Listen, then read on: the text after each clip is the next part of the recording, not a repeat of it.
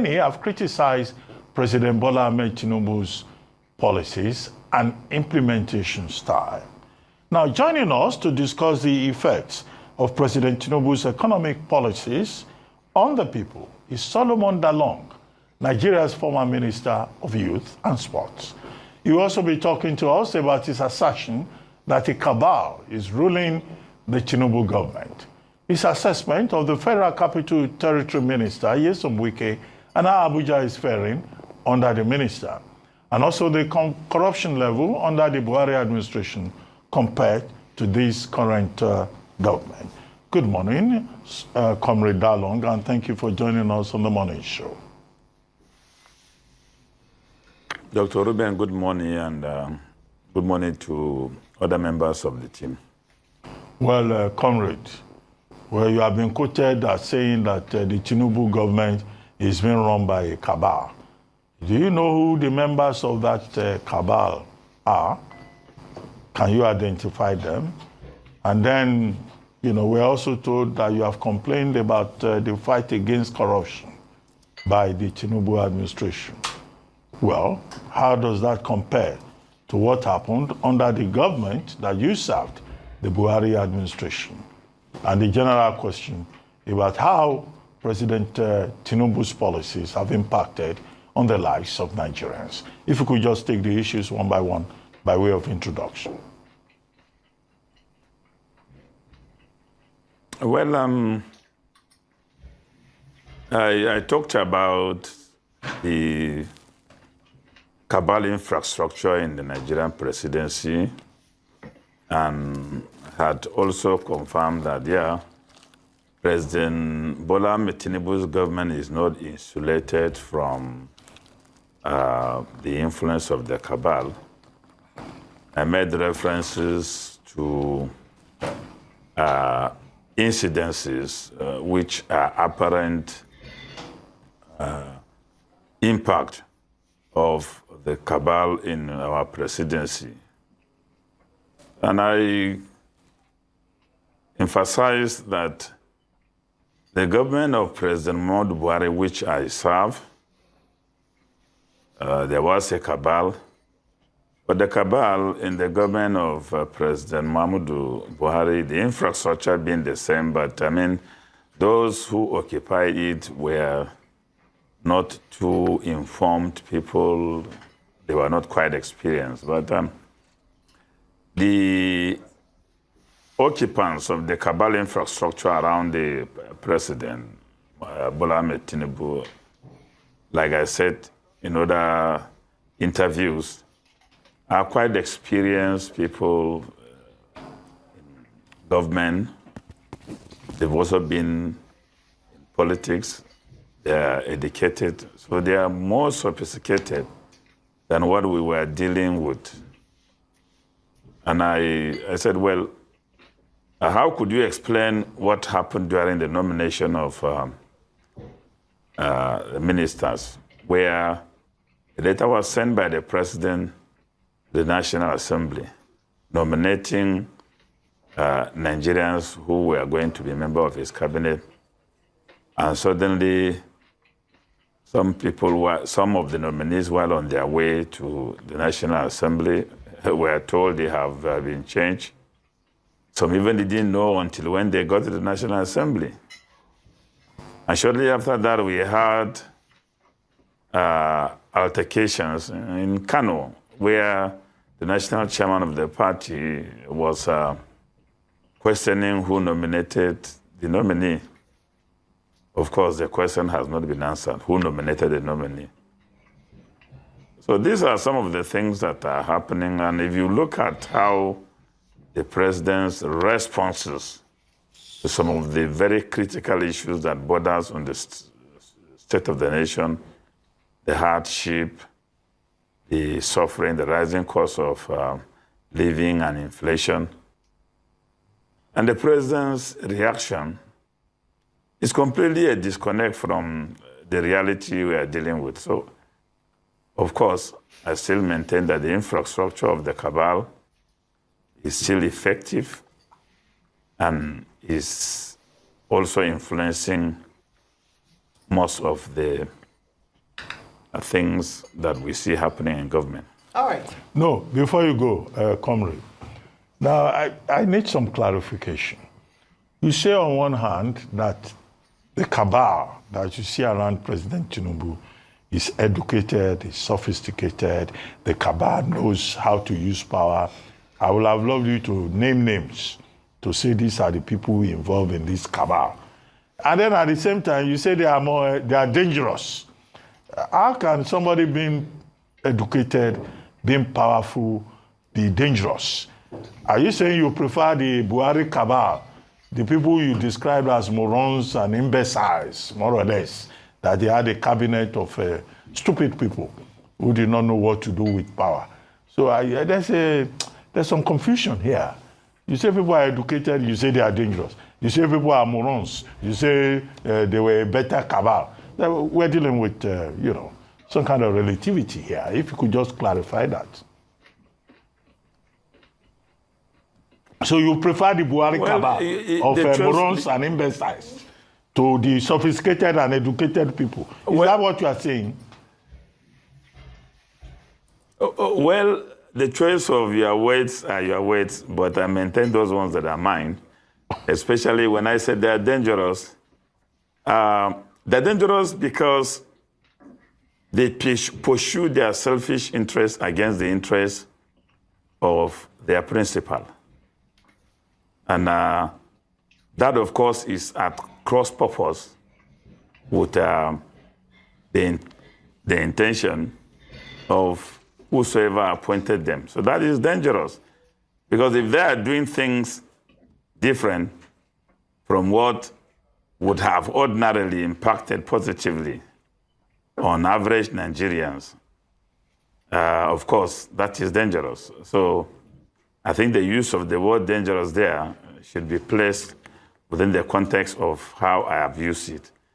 I have used uninformed. I didn't refer to them as morons. And being uninformed does not mean you're a moron.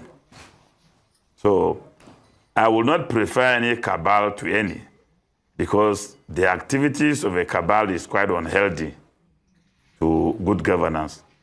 So none could be preferred. But of course, one could be, the impact of the other could be more on the well-being of citizens and governance. All right. More than the other. Okay, well, thank you very much, Comrade Dalong.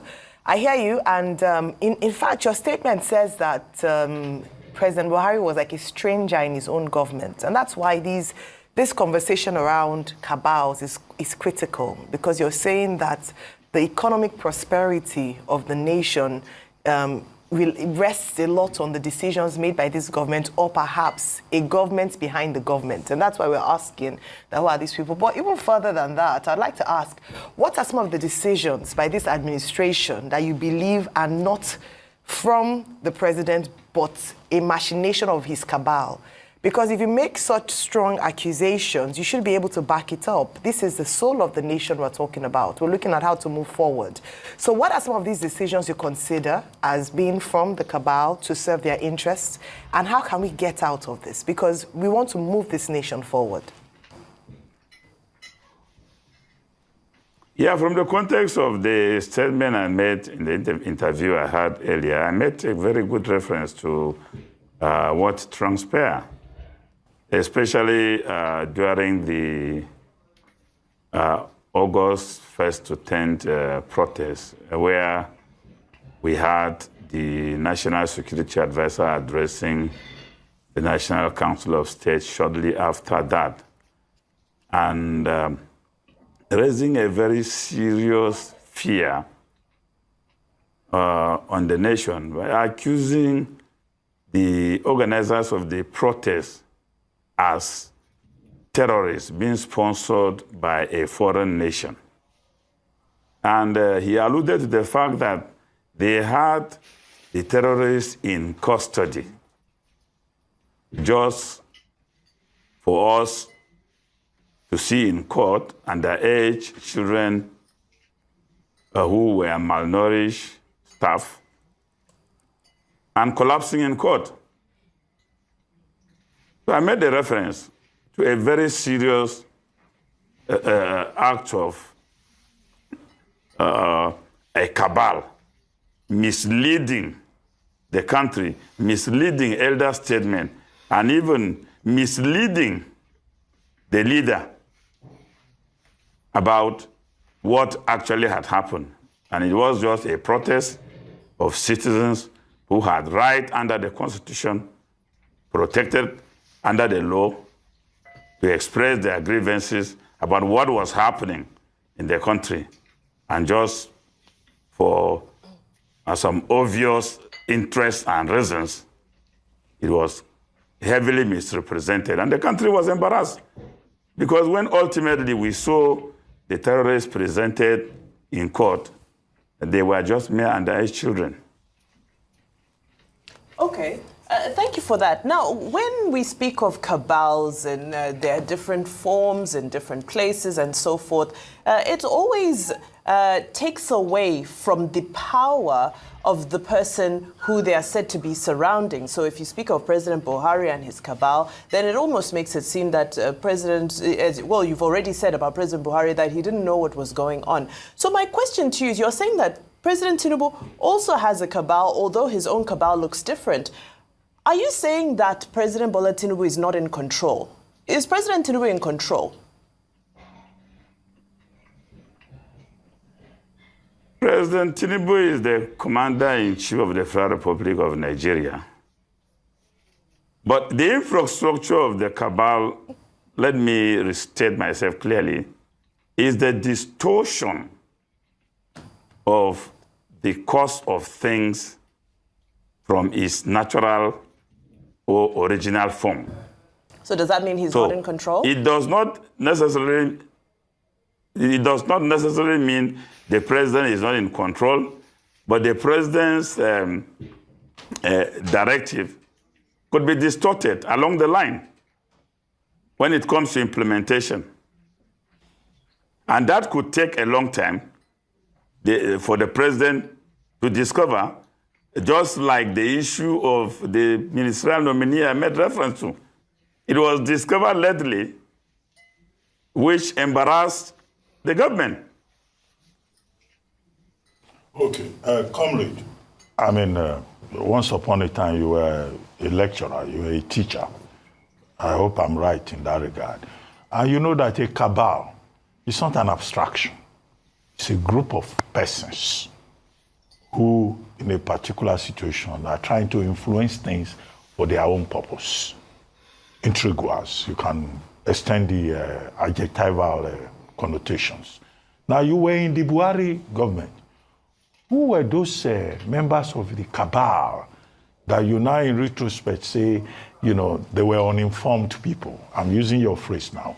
And who are those sophisticated and intelligent people in Tinubu's government who are derailing the political purpose of the administration?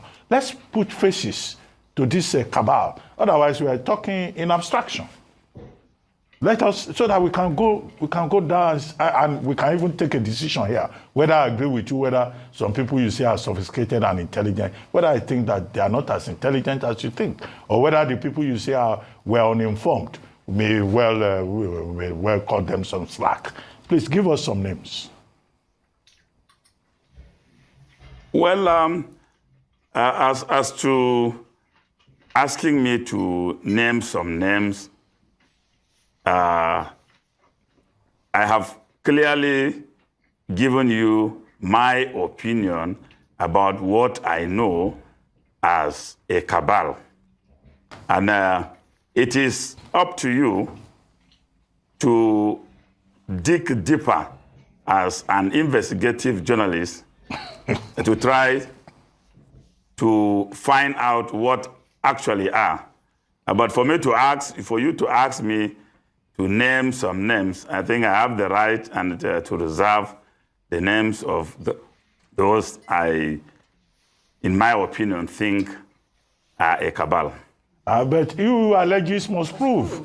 If you say some people around President Tinubu who think that they are sophisticated and intelligent and they are misleading the country, you must name them. So 1, 2, 3. These are the people I think are the problems who are dangerous to this administration. Otherwise, your allegation cannot stand. Just name them. Are you afraid? Are you afraid to defend your own allegation? As to who alleges must prove, well, that is, we are now going into a judicial situation, which I don't think we are here. We are only trying to look at, to address certain things that would have stifled the will of progress in governance. So I'm not afraid, but then naming names is also within my own right. And if I do not want to do it, I think you should take it that way. Okay. Except if you want to force it out of me, which is also going to be impossible. Okay, all right. I understand you. Maybe, okay, so moving forward, let's talk about these policies that you say have been influenced by external forces. And going back to Vimbai's question, I do agree that what you're insinuating is that the president is not in full control of what's happening. There are some people whose voices might be louder or who have a greater influence. But let's talk about the policies that you describe as plunging Nigerians into, hardship. What's your take on this? Especially, some of the things that he's tried to ensure that he said that he had to do it for the posterity of Nigeria. He saved states from going into bankruptcy by his decision, even though difficult, but it is childbearing season and we should endure the pain until we begin to see the results. What do you think about this? What do you think are some of the policies he got wrong? How can we, because we're all about resolution, what can we do to move forward? It's not just about accusations. Well, I faulted the president's pronouncement on the day of inauguration, basically because I expected that such very weighty statement could have come after a government would have constituted, wider and broader consultation would have taken place. Experts would have given their input as to the implication of such a decision. That didn't take place. And so the country was thrown into the situation we found ourselves. And I believe, too, that if the president had consulted, of course, experts would have mentioned to him the likelihood of how the marketers would have reacted. And they would have also pointed out the areas where the policy needed to have taken into consideration the impact on the general well-being of the citizens. Comrade Dalong, what could he have done better? And how can we, now that's happened, this is the situation we find ourselves, how can we improve things? I think that's a good way to begin to make progress. He could have done it better when he would have made a consultation before the policy is pronounced. And now that it has been pronounced and we are living with a lot of difficulties as a result of the policies. Of course, policies are made for human beings and made for Nigerians. He needs to review it because, yes, if it had impacted negatively, it needs to be reviewed and the hardship considered. Even though the president has done so well from what I hear every day about the palliatives, a lot of money given to the states, even though that it wasn't made public, but government has been saying it, and at some points have been asking us to hold the governors accountable. But you see, when governance is shrouded in a lot of secrecy, we have to deal with this situation. It could be true that the president has done that much, but where is the impact? There's a serious disconnect. So there is a need for transparency in terms of the management of the palliative regime put in place to address the hardship. Because, there is that seems to be more action without motion. That is, it's a very valid point you've made. Now, as we round up, of course, one of the items on our agenda for our conversation today is around your analysis of the developments that are happening in the Federal Capital Territory in Abuja. Of course, we know that the minister has done embarked on a lot of infrastructure projects, and the Senate President Godswill Akpabio has even said that Abuja has started looking like London. Are you feeling like you're in London? What's your assessment of the developments taking place in Abuja? Well, I'm feeling like in my village in Sabongida, if the Senate President is feeling like in London, it could be maybe the London of his own immediate environment. But I do know as a fact that in Abuja, well, we have a construction work going on, and then in the morning we witness a lot of traffic jams if you want to move, and that I see happening. But I think the misrepresentation of progress and limiting it to the elites alone or privileged class is unfair. In Abuja, I know there is no water. Most people support themselves with private initiative through boreholes. The school system here in Abuja, the public schools, is not different from any part of Nigeria.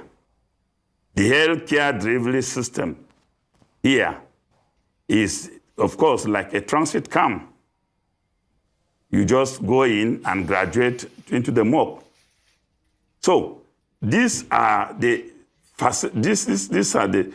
services that affect common people directly, not road construction. How many poor Nigerians have vehicles? So we cannot be emphasizing dualization or road construction as development. To me, it doesn't. Development should be what touches the general